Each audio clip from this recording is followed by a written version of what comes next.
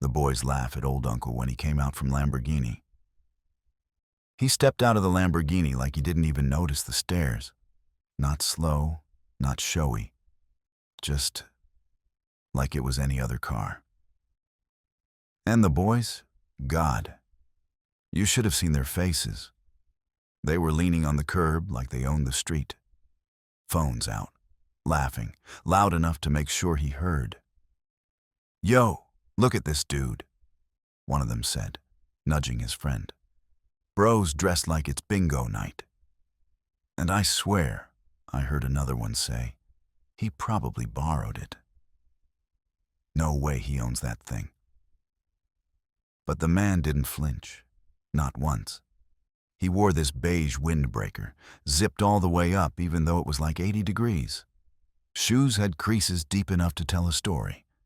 Glasses crooked, and his hair, what was left of it, kind of puffed out on the sides. He looked like someone's grandpa who wandered out of a nursing home and somehow ended up behind the wheel of a Lamborghini Aventador. But the way he moved, calm, collected, like the laughter didn't touch him. He didn't say a word to those boys, just locked the car, beeped it, and started walking. And here's the weird part. As soon as he passed me, right in front of where I was sitting on the bench, he glanced sideways, just for a second. And he said, without even slowing down, "They used to laugh at me too." I didn't even know he was talking to me. I looked around like, wait, what? But he was already halfway down the sidewalk. I couldn't stop staring. And the boys? Still laughing, still clueless. So, of course, now I'm curious as hell. I start Googling the license plate. Because, yeah, I'm that guy. And guess what? That car? It's registered to a guy named Elias. No big deal, right? Except, I know that name. Everybody in this town knows that name. He's the dude who used to sweep floors at the auto shop on 4th and Maple. Like, back in the day. Like 30 years ago. People used to call him Easy Elias because he'd do anything for $10. Wash your car, mow your lawn, clean your gutters. He never talked much. Just nodded a lot and said thank you, like it hurt to get words out. He was poor. Like barely getting by poor. You know the kind of poor where even your shoes look embarrassed to be seen with you? And now, he's rolling around in a car worth more than my mom's entire house. What the hell happened? So I kept digging. I didn't sleep that night. And what I found, man, it's not just a rags to riches story. It's something else entirely. It starts back in '93. That's when everything changed for Elias. He was 29, living in a one-room place behind a laundromat. No fridge, no stove, just a mattress on the floor and a hot plate he shared with a raccoon that kept breaking in through the window. He worked 3 jobs, none of them good. He swept up at the auto shop, stocked shelves at this shady corner store where the owner used to yell at him in front of customers, and did night shifts mopping floors at a retirement home. He'd sleep maybe 3 hours a night.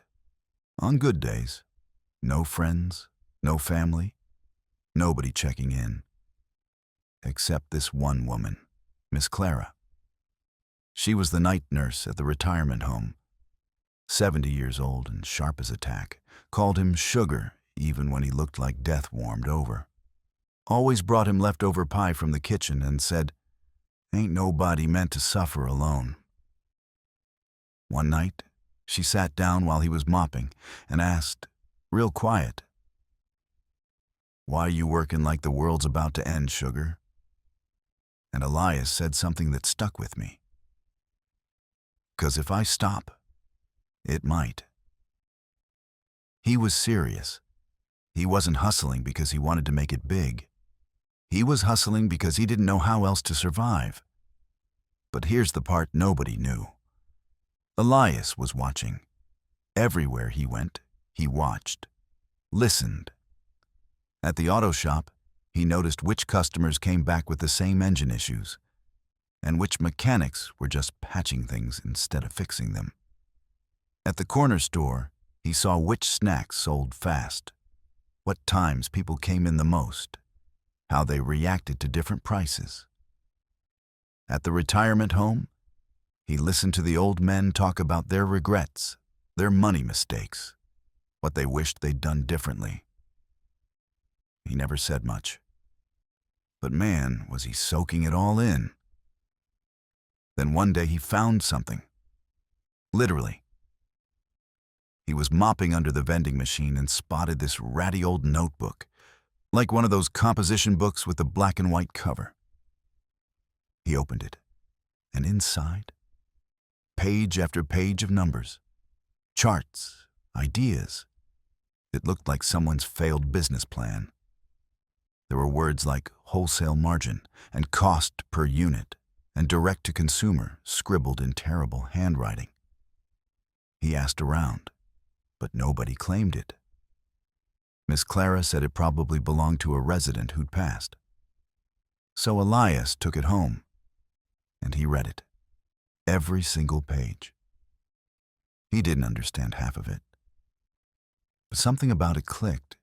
He said later, it was like staring at a puzzle and knowing you'd seen the picture once in a dream. So he started experimenting. He saved every dollar he could, skipped meals, slept less, sold his old cassette tapes and even his watch, his dad's watch, the only thing he had left from his family. Then he bought a bulk box of windshield wipers, just a test. Went around town on his days off, asking people in parking lots if they wanted cheap replacements. Installed them right there. He made $50 that weekend, then $100, then $250. People liked how fast he was, how polite, how he remembered their names and offered to clean their headlights for free. It grew, slowly, painfully, but it grew. He called it Quick Fix. Nothing fancy. But here's the twist. It wasn't about windshield wipers. Elias had seen something no one else saw. People were tired of waiting. Waiting at repair shops, waiting for appointments, waiting to be ripped off. He was selling time, not parts. And he leaned all the way in. What would you do if you saw that kind of gap? Would you take the risk? Anyway, that's where it really begins. Elias kept it moving. He never tried to look like a big shot. No branding, no flashy business cards, nothing like that. Just a cheap polo shirt with Quick Fix stitched on the chest. He'd sewn it himself. And a beat-up van he bought for $800 off a guy who was definitely high when he sold it. He started offering more. Wiper blades, headlights, battery jumps, basic oil changes, all mobile. He'd show up wherever you were. Grocery lot, office parking deck, even one time in the middle of a funeral. Swear to God, some guy's car wouldn't start. Elias handled it in 10 minutes and didn't charge a dime. Just said, I ain't about to make death more inconvenient. Word spread. Not fast, but honest. People started telling each other, you don't need to waste your whole day at Jiffy Lube. Call the Quick Fix guy. By the end of year 1, he had 4 vans and 2 employees. He hired this one kid, Marcos, who just gotten out of juvie. No one else would give him a shot. Elias asked him 2 questions.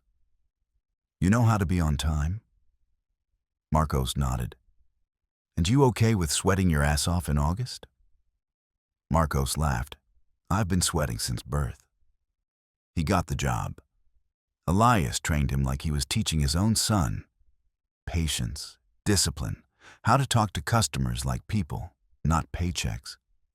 But there were problems too. Parts suppliers tried to short him. Competitors started bad-mouthing him. Some even called the city to report him for unlicensed mobile mechanics, even though he had the permits nailed to the wall of his van like trophies. One night, someone slashed all 4 tires on 2 of his vans. Miss Clara was in the hospital then. Cancer. And Elias just sat in the parking lot, staring at the ruined rubber, saying nothing. Marcos offered to help pay for new ones. Elias shook his head. "You keep that for your kid. I'll figure it out." He always figured it out. Even when the banks turned him down for a loan. Even when his knees started going bad from all the squatting. He built something that lasted. By year 5, Quick Fix had a headquarters. Still small, still scrappy, but with a desk and phones and a team of 7. And here's where it gets wild. A reporter from some local blog came by, just looking to do a piece on people who make the city run. You know, fluff stuff. They asked Elias for a quote, and he said, "Most people wait for opportunity. I just got tired of waiting for anything." That line, it went viral. Not explode the internet viral, but enough that venture capital folks started sniffing around.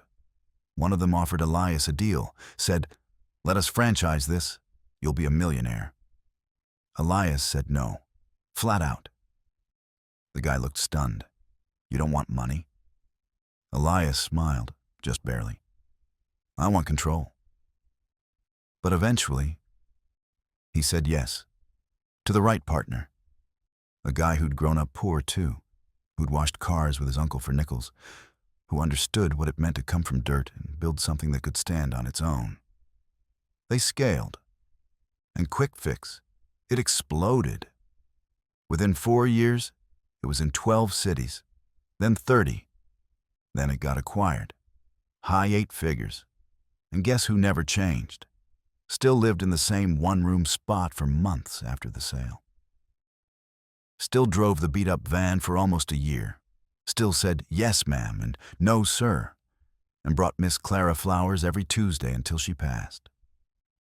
And now he walks around in a windbreaker and old shoes, driving a car that costs more than most people make in a decade, just because he can. But here's the part that got me. You remember those boys from earlier? The ones who laughed at him when he stepped out the Lamborghini? One of them. He used to work for Elias. Yeah. One of those boys, tall kid, backwards cap, loudest one of the bunch, used to work for Elias. His name's Trey. I remembered him because he made a scene when he got fired. Slammed the van door, yelled something about old heads holding people back, stormed off, swore he was going to start his own thing. "Make it big without kissing anyone's ass," he said. He'd only been at Quick Fix for like 6 weeks. Showed up late half the time, talked more than he worked, always on his phone. Elias gave him chance after chance. Even had one of those quiet sit-downs with him, the kind that stays with you. Elias didn't yell. He just looked Trey dead in the eye and said, "You got talent. But you think talent's the same as discipline? It's not." Trey didn't hear it, or maybe didn't want to. He left. And now, there he was, on that sidewalk, laughing at the man who once tried to teach him how to win without shortcuts. It's wild, right? I sat there thinking, does Trey even recognize him? Or has he really convinced himself it's just some rich stranger? But then, Elias came back. Not even 10 minutes later, he'd gone into that hardware store around the corner. Walked out with a little bag in his hand and that same calm look on his face. And Trey? He saw him, eyes locked for maybe 2 seconds. Then Elias nodded. Just once. A small, quiet nod. And Trey? His laugh cut off mid-breath. You know that moment when someone's whole brain catches up to reality in a single blink? Yeah. That happened. He stepped back from the curb like he'd seen a ghost. His friends were still joking. But Trey didn't say another word. He watched Elias walk past again. Silent. This time, no smart comments, no giggles. Just a weird, heavy silence. Elias didn't rub it in, didn't say a word. But something about the way he walked, man, it said everything. You ever see someone win quietly? Not to prove anything, not to flex. Just to exist in a way that makes the people who doubted them rethink everything? That's what this was. And it messed with Trey. Because later that week, I saw him again, sitting alone on that same curb. No boys, no laughs, just him and his phone. He was scrolling Quick Fix's website. I saw the logo, and then, no lie, he pulled up the job application. I don't know if he ever hit submit. But I know this, that nod. It cracked something open in him, like maybe the part of him that still wanted to be better. You ever had a moment like that? Where someone you wrote off ended up being the mirror you couldn't look away from? That's what Elias did to him, without even trying. A few months go by. Things get quiet. Then one afternoon, I see the Quick Fix van again, parked across the street from the coffee shop I usually sit at. Not the old beat-up one. This one's newer. Still plain white, still no flashy branding, just that simple little logo on the side. And guess who steps out? Trey, wearing the uniform, looking nervous as hell, like it's his first day on Earth. He didn't see me. He was focused, double-checking the back of the van, wiping down a headlight kit, talking to this older lady who clearly adored him. Kept calling him baby and slipping him a $5 tip he tried to refuse 3 times. He looked different. Not like a whole new person, but like somebody who finally shut up long enough to listen. I found out later, through Marcos, who still works with Elias, that Trey did hit submit. He wrote this long-ass apology in the application notes, said he knew he messed up, said he didn't expect to be hired again, just wanted Elias to know he'd changed. You know what Elias did? He brought him in. Didn't even make it weird. Just looked at him across the little metal desk in the shop and said, "You still think talent's the same as discipline?" Trey shook his head. "Good," Elias said. "Let's start over. That's it. No lectures, no guilt tripping, just a clean slate." You ever been given one of those? Man, it's humbling. Anyway, Trey's been with him over a year now. On time. Focused. He even leads training for the new hires sometimes. I asked Marcos what changed. He said, "It's not that Elias is easy. He's just fair. Most bosses want to control you. Elias wants to grow you. That's the difference." And it made me think about something. All those people who laughed at Elias back then, who saw a janitor and thought, that's all he'll ever be. They were never wrong about what they saw. They just didn't know who they were looking at. And maybe that's the real lesson. Not every Lamborghini driver's a trust fund brat. Not every broke dude stays broke. Not every old man with messy hair is someone to laugh at. Sometimes he's the storm you never saw coming. Elias never gloated, never made a speech. But the way he shows up now, quiet, solid, walking into rooms people used to keep him out of, that is the speech. And we're all listening. Couple weeks ago, I saw Elias again. Same windbreaker, same crooked glasses. This time he was walking out of a local school gym. Career day. He was carrying this beat-up binder, looked like it had survived a fire, and a pack of cookies a kid must have given him. I walked up to him. I don't even know why.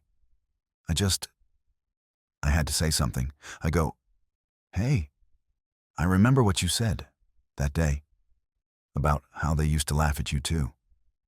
And he smiled, just enough to show the line where a dimple used to be. Then he said, "They always laugh first." It's what people do when they don't understand something. I asked him what kept him going back then, when nothing worked, when people looked right through him. He paused, looked off toward the street like he was watching something that wasn't there anymore. Then he said, "Because I was tired of watching my life happen to me. One day I just decided it was going to happen for me instead." I swear that hit me harder than anything I've read in a book or seen in some TED Talk. Because you don't need to be special to change your life. You just need to decide you're done sitting on the sidelines. And you need one person, just one, to believe that maybe, just maybe, you can. Miss Clara did that for him. Elias did that for Trey. And now, Trey's doing that for someone else. He recently started mentoring this kid from his neighborhood. Said he saw him skipping school and thought, that was me. That was literally me. So now they meet every Sunday. Not to talk about business, just life. Goals. Showing up. It's funny, right? This story started with a laugh. A joke on the sidewalk. A group of boys who thought they knew everything, making fun of a man in a wrinkled windbreaker. But now it's a loop. One person gets lifted and turns around to lift the next. Elias changed his whole life with a mop, a notebook, and a van that barely ran. And somehow, he made that enough. So I'll ask you, if you were in his shoes, what would you do? Would you have kept showing up? Would you have believed in yourself when no one else did? Or have you ever known someone like that? Someone who changed everything by just refusing to give up?